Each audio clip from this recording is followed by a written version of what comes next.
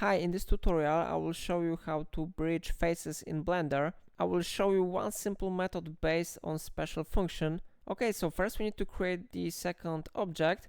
So I select this one cube and I press Ctrl C and Ctrl V. Then I use shortcut from my keyboard GY and I change position of this cube.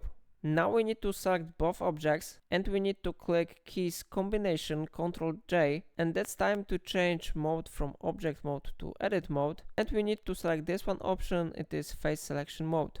Now we need to select two faces. I will select this one face and I press and hold shift and I select this one face. So we have now two faces selected, and one thing we need to do is go to edge and select here bridge edge loops. Okay, how you see it really works.